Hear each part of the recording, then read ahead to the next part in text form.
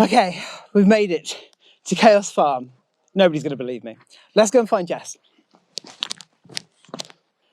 Hey, Jess. Hey, Nath. Oh, I made it. Who's your friend? This is Ryan. Oh, hey, Ryan. He's a very handsome chap, aren't you? He's very patient. He's very patient. Oh, so I made it to the farm. I thought I better come over and say hello because it's been a year, essentially, of watching you on a screen in the studio.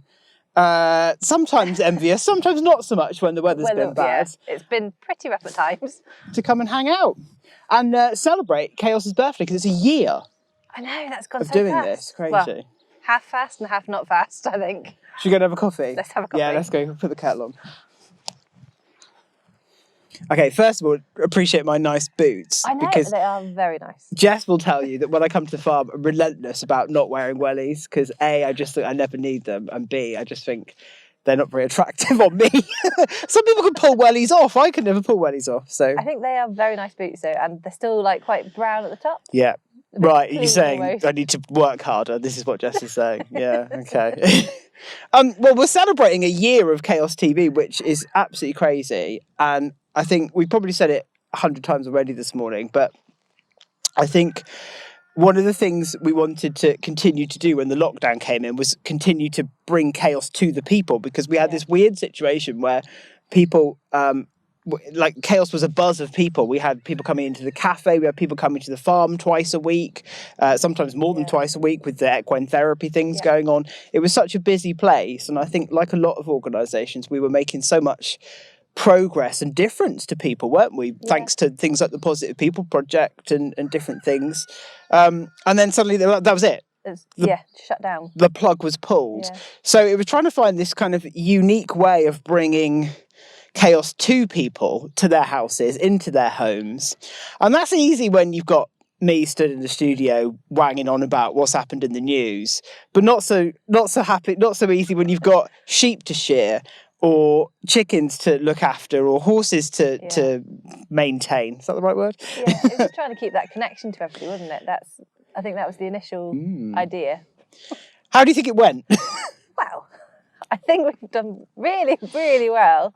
I think, I was told it was for 3 weeks, just presenting for 3 weeks. And anyone that knows me, it's like a massive step out of my comfort boundaries to be in front of a camera. And then 18 weeks later, we were still doing it. And we're now a year on, and actually the cameras, it doesn't really feel that weird now. Yeah, and I think super credit to you because I think we had, and the whole team here really at the farm, because we had this whole idea of, we'll plug this in and we'll plug that in and we'll use a phone to speak to you like this and then we'll just go live.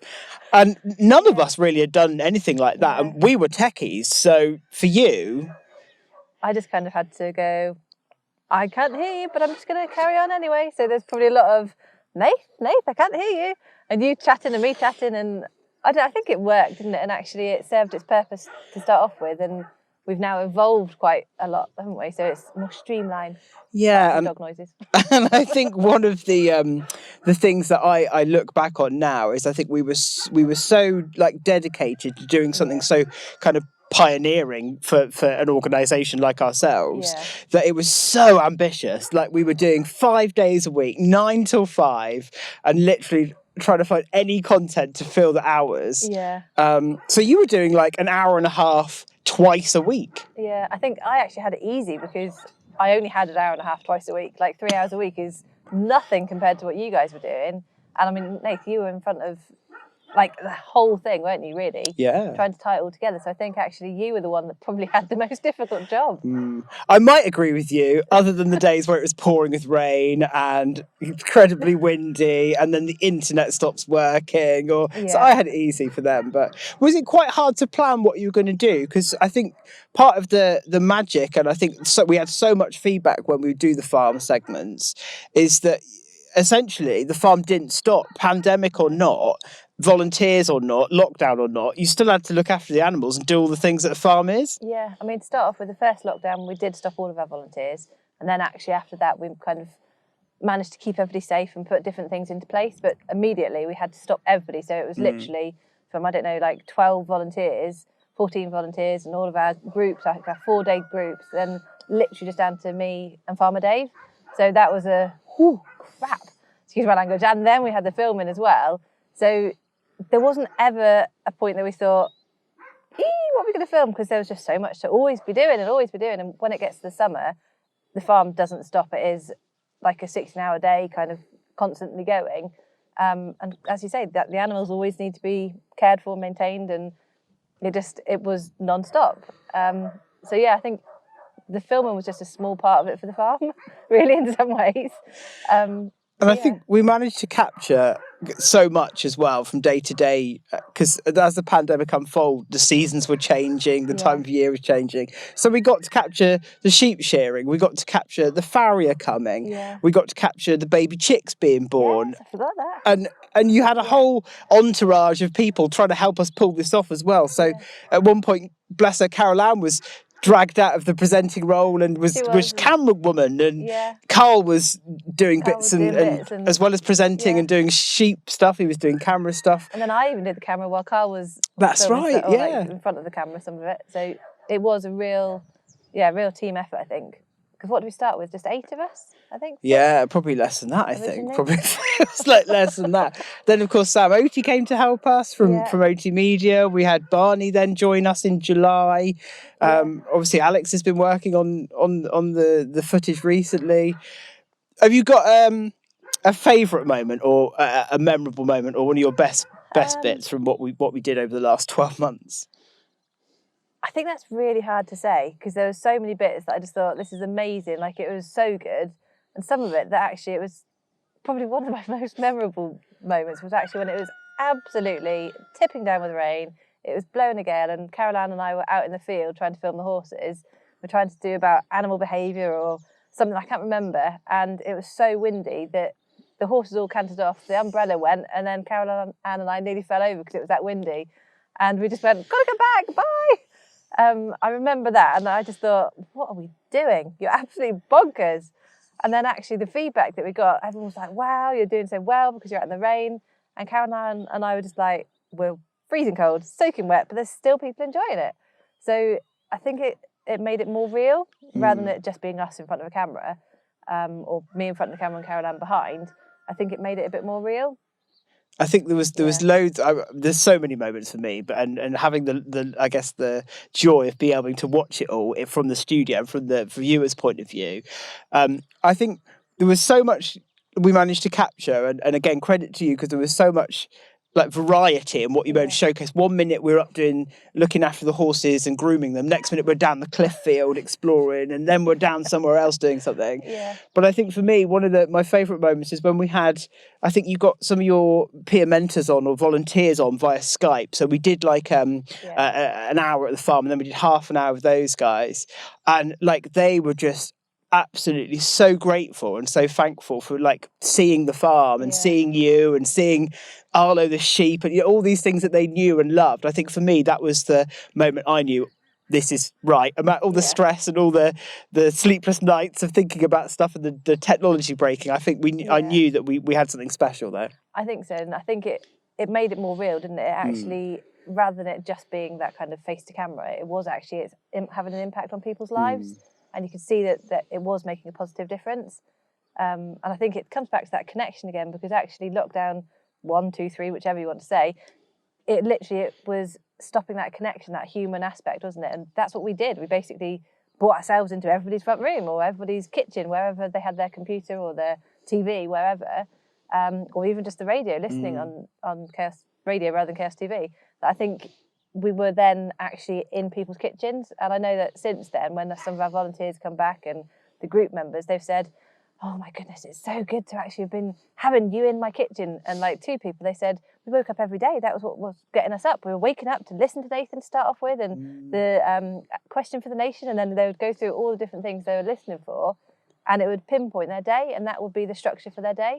So I think actually what we thought initially was a massive task, it was, and then it normalised for us, didn't it? But it still was such a big impact for everybody that was listening and on the other side, really. So, yeah, I think there's so many different things we could say that we've done or that actually we've all managed to do, and so many good bits. And I think for me, the important thing now is that digital and outdoors, and all the well-being that's involved in that, have got quite a future together. I think we've only really just started. I think we've just scratched the surface. It's kind of inspired us to look at what else we could do for the long term, because none of us want another lockdown. None of us want another pandemic in our lifetime. But, what happens if that happens again? And it's having stuff like having this instant kind of access to all the great, beautiful things on your doorstep, more streamlined and more future-proofed. And I think there's quite a few little things that we're going to be doing, isn't there, in the pipeline, that are going to kind of not take place of, but they're going to enhance what we do already. So watch this space. Stay tuned. Well, now I'm here, I feel like we should go and have a nose around. I've got a bit of a wish list of things I want to come and have a look at and see. So I think we've got to do a reunion with some of the animals for you. Cool. All right. Yes, let's go. Because all of this has been new since. Yeah, because the polytunnel was something that came about during the pandemic, didn't it? What was the kind of logic behind this? Because not a lot of farms have polytunnels. Or certainly traditional farms. Yeah, I mean, the logic behind it was that actually we're doing the food boxes for the community food boxes, so food to share, and we wanted to be able to give people fresh fruit and veg, because within the food boxes, often the food that we get from Marks and Spencer's, Waitrose, Tesco's, it's brilliant, it's absolutely fantastic, but it's all quite beige, and there's not that guaranteed kind of green, healthy stuff. So the idea was that originally we had the market garden over there, which was meant to be done by our groups. And obviously the first pandemic started, and then it was literally just Farmer Dave. And I'm sure Babs has got some great stories about Farmer Dave and his rabbit hunting. Let's just leave it there. Rabbits and crows. So from there, we actually then applied for grant funding through, I think it was Comic Relief, and I've actually managed to get the polytunnel, which is brilliant. And then we've obviously got Bob and we've got Tam, and the team has grown. But as you can see, the veggies they're just amazing. And it's, February, March. And we've been able to grow so much already. We're now on our second planting, really. So we've got spring onions, we've got garlic, we've got lettuce in here. So some of it's already gone to the food boxes, the food larders, which last year we had to wait until the middle of the summer, really, to be able to get anything. So having that polytunnel gives it that warmth and encourages it to grow, really. Trying to grow all year round. Yeah. So what have we got here? We've got some lettuce, I can see. We've got some lettuce. I'm guessing spring onions. Spring onions, yeah. Some of this is pak choy. Pak choy, nice, yeah. We've got kale here. We've got more lettuce and more kale down there, I think. There's curly, I think it's like a curly leaf kale this side. So there's lots of different varieties. But as I say, I'm not the horticultural person. I am more the animal based. So there's all sorts here. And actually, that's another thing, isn't it? That we did gain Bob and Tam during the pandemic as well. And they've brought like a whole new dynamic to the farm in terms of offering. They have, and they've got so much great knowledge that actually they're able to bring that for the volunteers and for the farm as a whole, really. And I've learned so much from them already. And as you can see, this is kind of Bob's work, and Tam's obviously with the volunteers and helps with this as well. So it's fantastic, and it just gives a bit different diversity to the farm, really. Great stuff. And I can see you've got ambitions for another polytunnel in the background there. Yes, we've been hampered by the weather somewhat, that we've managed to kind of get it up in different stages, but we're now waiting for the wind to die down. Hopefully this weekend, early next week maybe, we'll be able to get the cover on. But it's just because we are literally in our own little microclimate, we get the wind from every direction. So okay, let's carry on. So these are our infamous turkeys. Yes. Remind me and the viewers at home, why turkeys? This was one of Babs's ideas. She thought that because we couldn't get any turkey eggs very easily. There's no turkey eggs in Cornwall.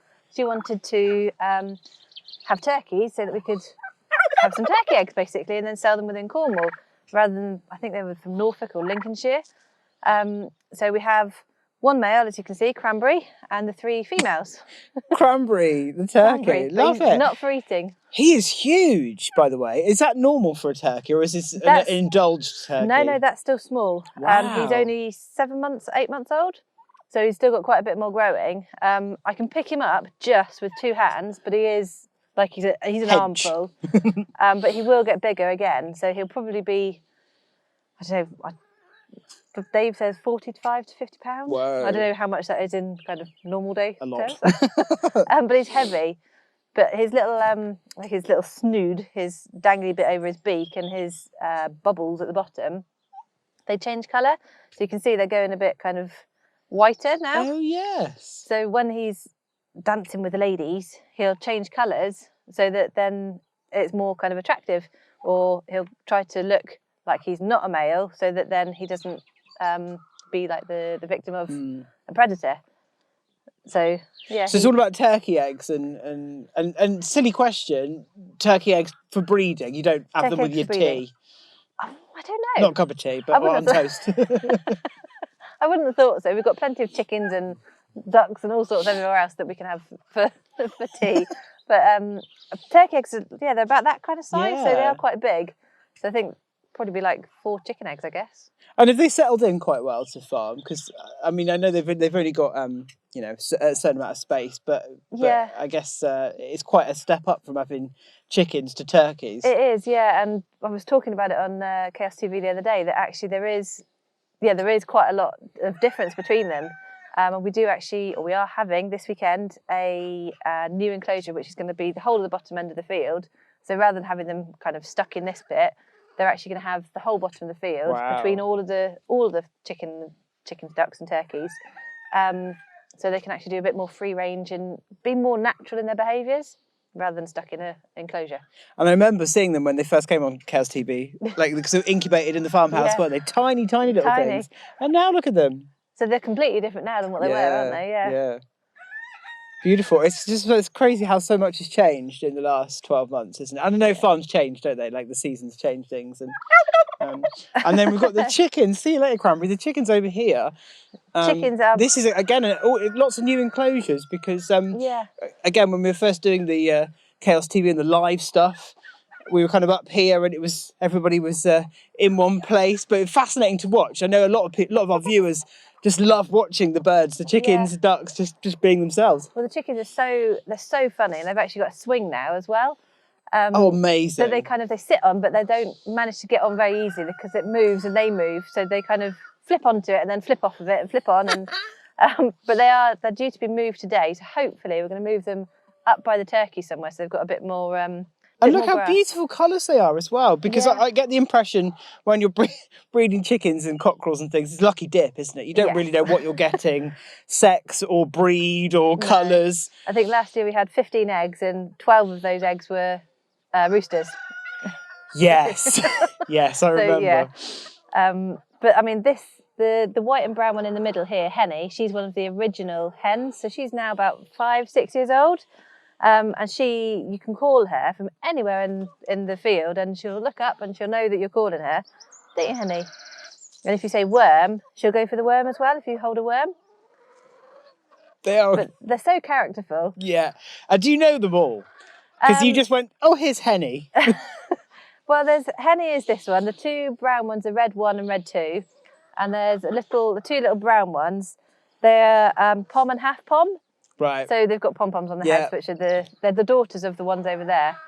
But they're the 2 darker browns rather than like the grey brown with the white flecks. And the others are just chooks, really. Right. She's got her favourites, that's what she's saying. Cool, okay. Shall we move on? Shall we go and meet Arlo? I'm so excited to get Nath to have a reunion with the sheep. I was going to say, here's a familiar sight, but here's also a familiar sound. Yes. So this is obviously where we first started all the filming, and you can obviously hear the sheepies. But yeah, this is now no longer our yard. We've actually moved to a different area, and this is now kind of being renovated and transformed into something different. I think we've got an audience that are desperate for our attention. So what are we going to do? So I'm going to just open the gate, and I'm going to let you feed the sheep. Okay. So in here we've got the food, and basically I'm going to open the gate, and you have to go into. Tasty. You have to go into the field. Yeah. Trying to avoid the sheep and just go. Okay. Chuck the food into the metal trough. Okay, Harry Hill, you've been framed. If you're watching, 250 quid. Coming my way. Right, let's do this.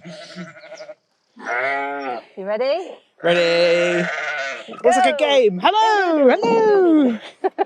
Oh, the trough's all the way over there. Hello. Go on, Arlo. Back. Ah! Come on, come on. They're being remarkably restrained, I have to say. Yes. Oh, oh, oh, oh. Oh, look out.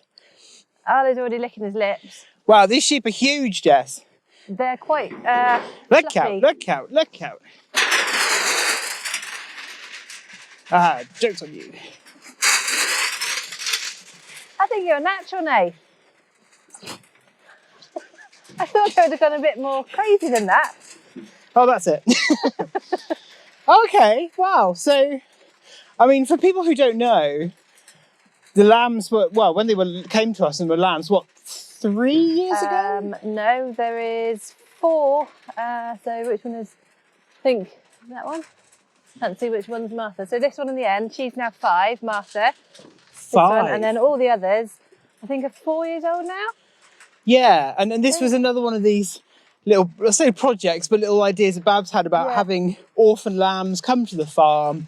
We're going to do this whole journey. Hello. Good boy, Arlo. But we fell in love with them, and Yeah, they've become, I don't want to say pets, but essentially pets. Yeah. But like the chickens, full of character as well, aren't they? Because the idea was that they were to, we got, I think, 14, 15 to start off with, didn't we? That's right. They all went to the market, and the idea was that, or not to market, to the abattoir.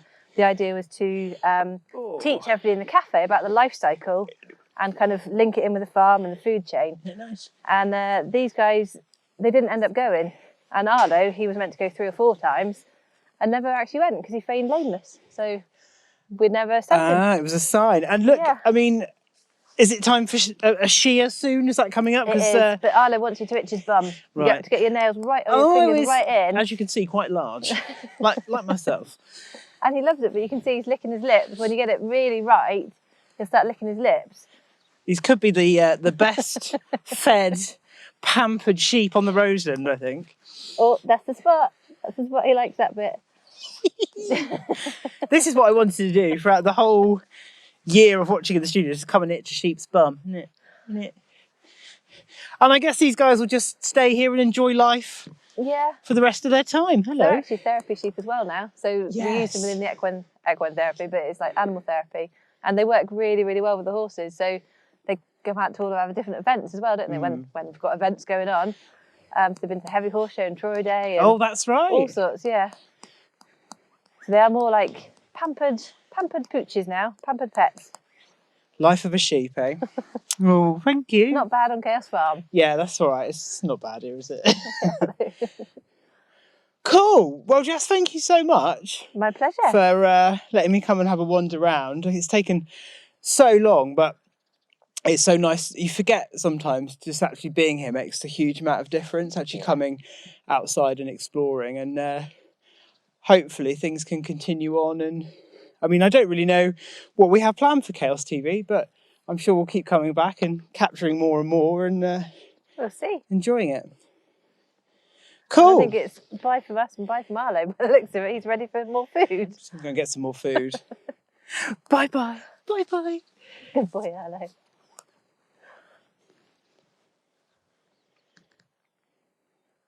Well, there we go. That's it for my short time here at Chaos Farm. Looking back on a whole year of Chaos TV at Chaos Farm. Big thank you to Jess and all the team here. Better start walking. I've got a show to carry on with.